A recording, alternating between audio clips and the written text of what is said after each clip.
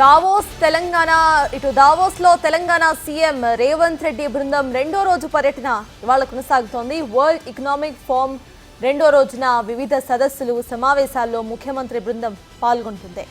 World economic forum 55వ వార్షిక సదస్సు 3 రోజుల పాటు జరుగుతోంది. సమావేశాల్లో ఇండస్ట్రీస్ ఇన్ ఇంటెలిజెంట్ ఏజ్ అనే థీమ్ను వరల్డ్ ఎకనామిక్ ఫోరం ఎంచుకుంది. సాంకేతిక అధునాతన పరిజ్ఞానానికి అనుగుణంగా పారిశ్రామిక వ్యూహాలు, ఇంధన అవసరాలు సమకూర్చుకునేలా రౌండ్ టేబుల్ సమావేశాలు, సెమినార్స్ జరుగుతున్నాయి. ప్రపంచవ్యాప్తంగా వివిధ దేశాలు, రాష్ట్రాల ప్రతినిధులతో పాటు ఆయా రంగాలు, పరిశ్రమలకు చెందిన నిపుణులు, పారిశ్రామికవేత్తలు సుమారు 3000 మంది ఈ సదస్సులో పాల్గొంటున్నారు.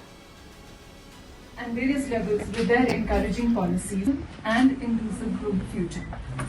India's engagement at WEF this year, when WEF carries forward the theme of collaboration for an intelligent age, India's engagement is focused on reinforcing collaboration.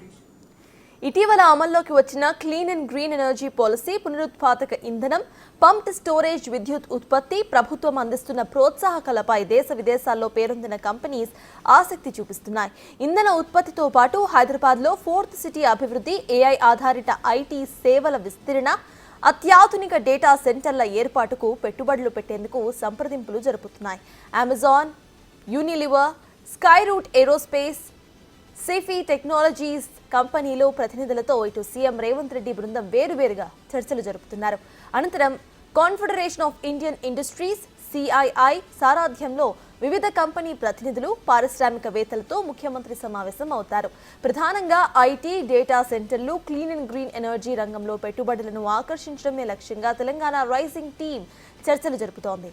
ఈ సందర్భంగా పలు ఒప్పందాలు కూడా చేసుకుంటోంది.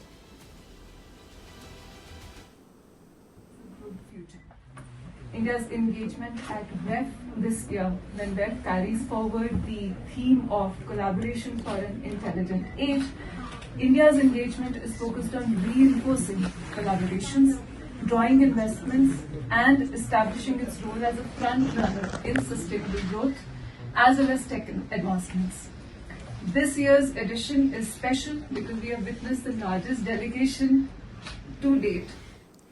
దావోస్లో తెలంగాణ సీఎం రేవంత్ రెడ్డి బృందం రెండో రోజు పర్యటన కొనసాగుతోంది. పర్యటనకు సంబంధించిన అప్డేట్స్ మా ప్రతినిధి హరికృష్ణ అందిస్తారు. హరికృష్ణ, చెప్పండి, ఇవాళ రెండో రోజు పర్యటన కొనసాగుతుంది కాబట్టి ఇవాళ పర్యటనలో ఏ బృందాలతో చర్చించే అవకాశం ఉందనుకోవచ్చు? సమావేశాలు ఎలా జరగబోతున్నాయి? అప్డేట్స్ ఏంటి? స్విట్జర్లాండ్ లోని దావోస్ లో వరల్డ్ ఎకనామిక్ ఫోరం 55వ సదస్సు 3 రోజుల పాటు జరుగుతుంది.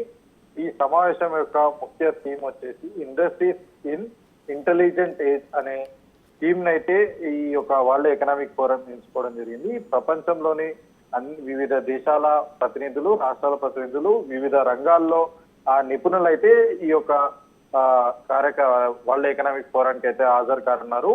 అయితే రాష్ట్రానికి పెట్టుబడులే లక్ష్యంగా, రాష్ట్ర అభివృద్ధిలో పెట్టుబడులు కీలక పాత్ర వహిస్తాయి కాబట్టి రాష్ట్రానికి అత్యధిక పెట్టుబడులు తీసుకురావాలని చెప్పేసి ముఖ్యమంత్రి రేవంత్ రెడ్డి బృందం అయితే విదేశీ పర్యటన చేస్తున్నలో ఈ దావోస్ లో 2వ రోజు అయితే ముఖ్యమంత్రి రేవంత్ రెడ్డి బృందం అయితే పర్యటన చేస్తున్నారు.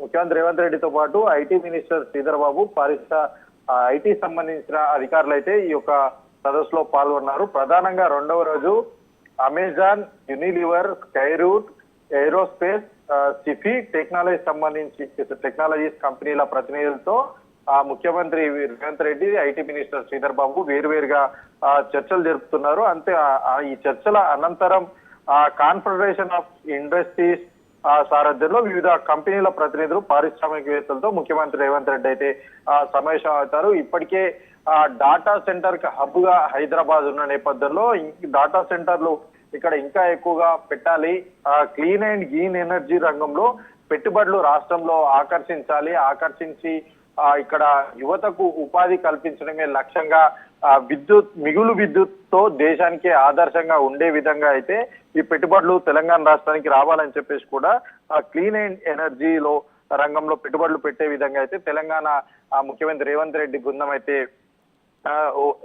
ఈ యొక్క పర్యటన చేయనుంది. ఈ సమావేశంలో ఎవరైతే ఇండస్ట్రీస్ ఉంటారో వాళ్ళకు ఈ యొక్క రాష్ట్రంలో అనుకూల వాతావరణాలు ఏ విధంగా ఉన్నాయి, పెట్టుబడులు పెట్టడం వల్ల ఆ ప్రభుత్వం ఎట్లాంటి ప్రోత్సాహం అందిస్తుంది, ఎట్లాంటి అనుకూల వాతావరణం ఉన్నాయి ఏంటి అని చెప్పేసి కూడా ఈ యొక్క సదస్సులో వారందరికీ కూడా వివరించనున్నారు. ప్రధానంగా అటు వీళ్ళందరితో కూడా clean and green energy policy తీసుకొని రావడము, ఇందుకు ప్రభుత్వం ఎట్లాంటి ప్రోత్సాహం ప్రభుత్వం అందించే అంటే ప్రభుత్వం ఇప్పటికే క్లీన్ అండ్ గ్రీన్ ఎనర్జీ పాలసీలో భాగంగా ఏదైతే పెట్టుబడిదారులకు ప్రభుత్వ భూములకు సంబంధించి నామమాత్రపు లీజుతో ఇస్తామని చెప్పేసి కూడా ప్రభుత్వం చెప్పడం జరిగింది. ఇట్లా పాలసీలు ఇండస్ట్రీ మాస్టర్ ప్లాన్ గురించి తెలంగాణ రైజింగ్ 2050 మాస్టర్ ప్లాన్ గురించి కూడా ఈ యొక్క పెట్టుబడిదారులకు పారిశ్రామికవేత్తలకైతే ఈ యొక్క సమావేశంలో వివరించి వీరితో ఒప్పందం చేసుకొని ఎట్లా సరే తెలంగాణ రాష్ట్రంలో పెట్టుబడులు పెట్టే విధంగా అయితే తెలంగాణలో ఉన్న అనుకూల పరిస్థితుల్లో ప్రభుత్వం అనుసరిస్తున్న విధానాలను పారిశ్రామికవేత్తలకు మెప్పించి అయితే తెలంగాణ రాష్ట్రంలో పెట్టుబడులు పెట్టే విధంగా అయితే సమావేశం కొనసాగుతుంది. ఈ సమావేశం అనంతరం పలు ఒప్పందాలు కూడా చేసుకుంటారు. గత సంవత్సరంలో వచ్చిన పెట్టుబడుల కన్నా ఈసారికి అంతకన్నా గత సంవత్సరం అయితే ముఖ్యమంత్రి రేవంత్ రెడ్డి దావోస్ పర్యటన చేసినప్పుడు దాదాపుగా 40,232 కోట్ల పెట్టుబడులు అయితే రావడం జరిగింది.